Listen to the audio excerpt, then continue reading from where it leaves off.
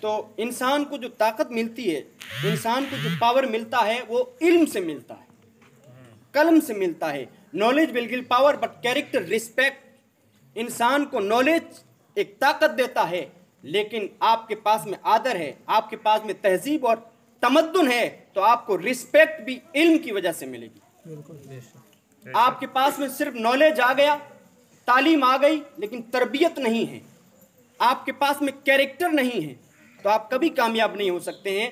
سب سے پہلے ہمیں علم کو حاصل کرنا ہے، نالج کو حاصل کرنا ہے، اور اس کے ساتھ میں اس کے کیریکٹر کو حاصل کرنا ہے. جیسے ہی آپ کے پاس میں کیریکٹر آ جائے گا، آپ کو رسپیکٹ آٹومیٹکلی ملنا شروع ہو جائے گی. عربی میں کہا جاتا ہے یعرف الانسان بحسن اختیارہ. انسان اپنی اچھی اخلاق کی وجہ سے پہچانا جاتا ہے، انسان اپنے حسن اختیار سے پہچانا جاتا ہے. تو یہ ہمیں علم سے آتا ہے. ہمارے پاس میں علم تو آ جاتا ہے لیکن کیریکٹر نہیں آتا. سب سے بڑی بات، مدرسوں میں علم بھی سکھایا جاتا ہے اور کیریکٹر بھی سکھایا جاتا ہے. اللہ کے فضل و کرم سے تو ہمیں کیریکٹر کو اپنانا ہے. ہمیں جو ہے دین مصطفیٰ صلی اللہ علیہ وسلم کو آگے فروغ تو دینا ہی ہے، لیکن سرکار اور جو ان کے جانثاروں کا اور جو تمام ہمارے ائمہ مجتہدین، مفسرین، محدثین کا جو طور و طریقہ رہا ہے، ان کے طور و طریقے پر چلتے ہوئے اگر ہم علم کو سینے سے لگائیں گے تو انشاءاللہ الرحمن ہم جو ہے زمانے کو تابناک کرتے ہوئے نظر آئیں گے. زمانے میں جو ہے ہم جو ہے ایک اجھل اور ایک تابناک، ہماری شعائیں، ہماری کرنیں، ہماری روشنیاں پوری ورلڈ میں پھیلتی ہوئی نظر آئے گی. ہمارے پاس میں قرآن کا علم ہوگا، حدیث کا علم ہوگا. تو اب آپ یہاں سب اکٹھا ہوئے ہیں، تو جن کے اچھے نمبر آئے انہیں زیادہ محنت کرنی چاہیے. یہ نہیں ہے کہ اب مجھے تو میرے تو میرٹ بن گیا ہے، میرے تو 70% نمبر آ چکے ہیں، اب محنت نہیں. محنت تو ہمیں کرنی ہے. من جدہ وجدہ، جو کوشش کرتا ہے وہ پا لیتا ہے. اور قرآن پاک میں اللہ تعالیٰ نے ارشاد فرمایا ان اللہ لا یضیع اجر المحسنین. اللہ تعالیٰ احسان کرنے والے کے، محنت کرنے والے کی اجر کو ضائع نہیں فرماتا ہے، چاہے وہ کسی کاسٹ کا ہو، وہ کسی بھی مذہب کا ہو. یہ قرآن پاک میں ہے. جس نے تعلیم کو اپنے سینے سے لگایا، وہ چاہے چھوٹی ذات کا ہی کیوں نہ ہو، لیکن علم نے اسے ایسا رسپیکٹ دیا کہ وہ ہندوستان کا سنویدھان کا لیکھک بن گیا. یہ علم کی طاقت ہے، یہ قلم کی طاقت ہے. اسی لیے ہم علم کو سمجھیں، علم کی طاقت کو سمجھیں. ہمیں جو ہے دینی علم کو بھی حاصل کرنا ہے اور دنیاوی علم کو بھی حاصل کرنا ہے. ہم لوگ ناکام ہونے کی وجہ کیا ہے؟ دینی علم تھوڑا سا سیکھ لیا، دنیا کی طرف تو توجہ ہی نہیں دیتے ہیں، اس لیے ہم ناکام ہو رہے ہیں. اگر ہماری سماج کے اندر کوئی بیرسٹر نکلے، ہماری سماج کے اندر کوئی وکیل نکلے، ہماری سماج کے اندر کوئی جسٹس نکلے، تو آج ہمارا سماج، یہ جو آج حالات آپ دیکھ رہے ہیں، ایسے حالات نہیں ہوتے. ہم نے جو ہے اسکولوں میں جانا چھوڑ دیا، ہم جو ہے خودکشی کے شکار ہو گئے، بس اپنی ذاتوں میں پڑ گئے، تضاد میں پڑ گئے. اس لیے جو ہے ہم نے آج سے تقریباً 70 سال پہلے جانا ہے. اس سے پہلے ہمارے حالات کیا تھے؟ اس وقت ہماری قوم کس کمیونٹی کے دائرے میں آتی تھی، آج ہم کس دائرے میں آ رہے ہیں. آزادی سے پہلے ہم لوگ جو ہیں سب سے زیادہ ایجوکیٹڈ تھے، سب سے زیادہ ہم ایجوکیشن میں آگے تھے. دنیا کو جو ہے چلنے کا طریقہ، دنیا کے اوپر حکمرانی کا طریقہ، دنیا کے اوپر علم کا طریقہ، دنیا کے اندر عدل کا طریقہ، دنیا کے اندر یہ آپ جو پرشاسن دیکھ رہے ہیں، یہ پولیس، یہ ضبط، یہ کس کے لگائے ہوئے ہیں؟ یہ سب ہمارے اکابرین سرکار سیدنا فاروق اعظم کے لگائے ہوئے ہیں. تو وہ ہم نے علم چھوڑ دیا، ہم نے علم پڑھنا چھوڑ دیا. صرف قرآن شریف پڑھ لیا اور قرآن شریف بھی پڑھا، اس کے اوپر بھی عمل نہیں. ورنہ الحمدللہ ایک اردو اور عربی کی تعلیم ایسی تعلیم ہے کہ آپ اس میں جی سے محنت کریں، مگن سے محنت کریں. اس کے بعد میں آپ جس بھی فن کو اپنا جو ہے فیوریٹ فن بنانا چاہو گے، وہ آپ کے لیے بالکل آسان بن جائے گا. کہ اللہ تعالیٰ نے عربی کے اندر اور اردو فن کے اندر ایسی طاقت دی ہے کہ آپ اردو پڑھے ہوئے ہیں، عربی پڑھے ہوئے ہیں، نہ آپ کی رائٹنگ میں کوئی غلطی نکال سکتا ہے، نہ آپ کی کوئی اسپیچ میں غلطی نکال سکتا ہے. یہ وجہ صرف قرآن کی علم کی وجہ سے. بڑے بڑے پروفیسر اور لیکچرار لوگ بن جاتے ہیں، لیکن جن کو عربی نہیں آتی ہے انہیں بڑی بڑی کبھی سبکی کا واسطہ کرنا پڑتا ہے. کبھی کبھی وہ ایسا الفاظ بولتے ہیں، کبھی کبھی وہ بے تکے الفاظ بول جاتے ہیں، بھلے وہ اپنے آپ کو گریجویشن کہیں، بھلے اپنے آپ کو پروفیسر اور لیکچرار کہیں. کیونکہ جو عربی نے طریقہ دیا ہے، ہر ایک چیز کا الگ الگ مخرج ہمیں دیا ہے، ہر ایک مخرج کو कैसे कैसे अदा करना है, ये हमें अरबी और उर्दू ने सिखाया। और आप तो अल्हम्दुलिल्लाह उर्दू और अरबी दोनों पढ़ रहे हो, अब आपके लिए इंग्लिश क्या है, अब आपके लिए हिंदी और मैथ क्या चीज़ है। सबसे बड़ा जो फन है इस दुनिया के अंदर, सबसे बड़ी जो अच्छी लैंग्वेज है वो है अरबी ज़बान। अरबी के बाद में अगर किसी का मर्तबा आता है तो वह है संस्कृत। इसके बाद में हाँ इंटरनेशनल लैंग्वेज ज़रूर इंग्लिश है, लेकिन सबसे बड़ा मकाम जो है अरबी का है। तो हर लैंग्वेज के अंदर दो सिगे आते हैं, एक वाहिद और दूसरा जमा का, लेकिन अरबी ऐसी लैंग्वेज है उसमें तीन सिगे आते हैं, वाहिद, तस्निया और जमा।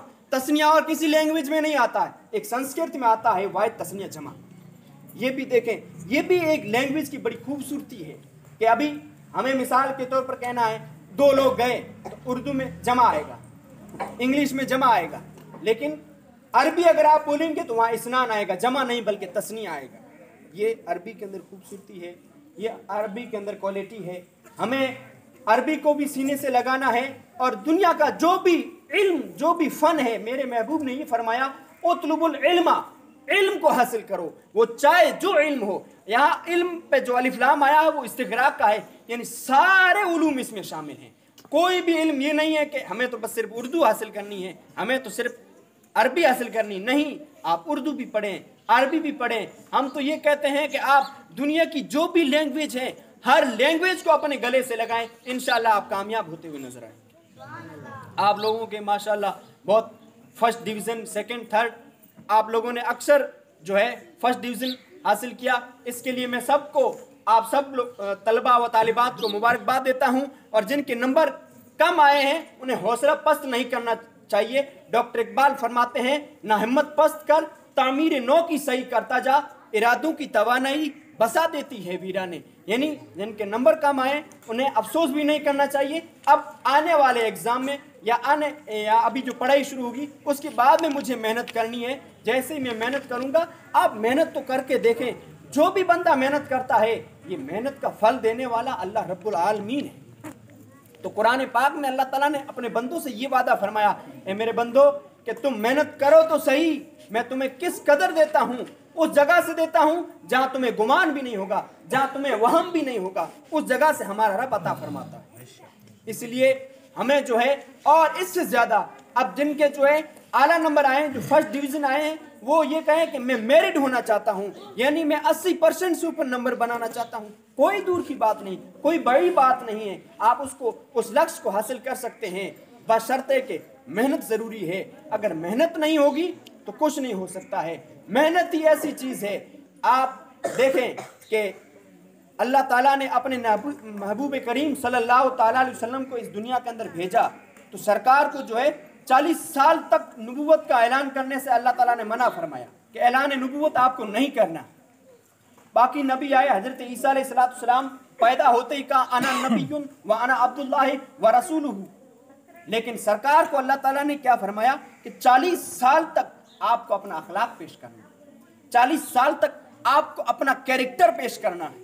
सरकार ने 40 साल तक ऐसा कैरेक्टर पेश किया, ऐसा अखलाक हसना पेश किया, लोग सरकार के ऊपर इतने विश्वासी हो गए कि सरकार जो भी बात कहेंगे, झूठ तो कभी सरकार बोलते ही नहीं, वादा खिलाफी तो कभी सरकार करते ही नहीं। तो सरकार ने सबसे पहले अपनी जात को मनवाया, अपने कैरेक्टर दिखाया, अपना अखलाक दिखाया, उसके बाद में कहा कुल हुवल्लाहु अहद। तो कुछ लोगों ने माना, कुछ लोगों ने नहीं माना। तो बहरहाल कहने का मकसद ये है कि हमें अभी अपने अखलाक को पेश करना है, हमें भी अपने कैरेक्टर को पेश करना है। लोग कुछ भी कहें लेकिन आपके कैरेक्टर को देखें, नहीं ये इंसान ऐसा नहीं हो सकता है, ये इंसान कुछ भी हो जाए लेकिन ऐसा नहीं हो सकता है। तो सरकार ने जो है 40 साल अपनी जो ज़िंदगी पेश की थी उसमें सरकार ने अपना कैरेक्टर पेश किया, अपना अखलाक पेश किया, गरीबों की मदद करना, यतीमों का जो है सहारा बनना, बेवाओं और ज़ईफ़ों की जो है बार बोझ करना, ये सरकार ने हमें सिखाया। उसके बाद में कहा लोग आपके ऊपर विश्वास करते गए, लोग आपको जो है मानते गए, इतने लोग सरकार के ऊपर आत्मविश्वास हो गए कि सरकार जो भी कहेंगे वो सच कहेंगे। क्यों? सरकार ने पहले अपने अखलाक को पेश किया है। तो हम भी उस नबी के कलमा पढ़ने वाले हैं, हम भी उस नबी के दीवाने हैं। वो नबी अगर किसी जगह से चला जाता है तो उस नबी के ऊपर पत्थर भी कलमा पढ़ने लग जाते हैं। तो हम उस नबी के मानने वाले हैं, और हमारे नबी का अखलाक और कैरेक्टर भी कैसा।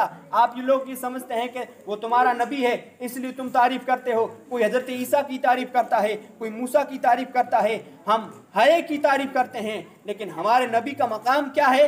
हम नबियों से नहीं, कुरान पाक से, बल्कि जिब्रील अमीन जो फरिश्तों के सरदार है उससे मेरे आका सल्लल्लाहु अलैहि वसल्लम ने पूछा, ऐ जिब्रील, तुमने तो ज़मीन और आसमान देखे, मशरिक और मगरिब देखे, बता क्या तुमने मुझसे भी देखा? तो जिब्रील अमीन अर्ज करते हैं, कल्लबतु मशारिकल अर्दा व मगारिबहा लम अरा अफजल मिन मोहम्मद। मैंने ज़मीन और आसमान को, मशरिक और मगरिब को सिर्फ देखा ही नहीं बल्कि उलट और पलट के देखा, लेकिन या रसूलुल्लाह आप जैसा आज तक दुनिया में कोई इंसान ही नहीं आया। इसी की तर्जमानी मेरे इमाम फरमाते हैं, यही बोले सिदरा वाले, चमने जहां के थाले, सभी मैंने छान डाले, तेरे पाए का न पाया, तुझे यक ने यक बनाया। तो आप देखे तो सही, किस नबी की कलमा पढ़ने वाले हैं आप? कौन से आपके खलीफा हुए हैं? अबू बकर सिद्दीक आपके खलीफा हैं, उस्मान गनी हैं, मौलाए कायनात हैं, हजरत फारूक आजम जैसे आपके जो हैं रहनुमाई करने वाले हैं। तो फिर आप क्यों घबरा रहे हैं? कुरान पाक में अल्लाह ताला ने फरमाया, ला तहज़नू वला तहिनू अंतुमुल अअलौना इन कुंतुम मुमिनीन। ऐ मेरे बंदो, न घबराने की तुम्हें ज़रूरत है, ना तुम्हें गम करने की ज़रूरत है। तुम पक्के मोमिन बन जाओ, तुम ही कामयाब होते हुए नजर आओगे, तुम्हारी सुरखरुई मुकद्दर होगा, तुम्हारा ही जो है दुनिया के अंदर जो है परचम होगा, बशर्ते कि तुम जो है पक्के मोमिन बन जाओ। और मोमिन बनने के लिए हमें इल्म की ज़रूरत है, बगैर इल्म के इंसान कभी कामयाब नहीं हो सकता है। खूब की सेरे चमन, फूल चुने शाद रहे, बाग बा जाता हूँ, गुलशन तेरा आबाद रहे। अस्सलामु अलैकुम व रहमतुल्लाहि व बरकातुहू।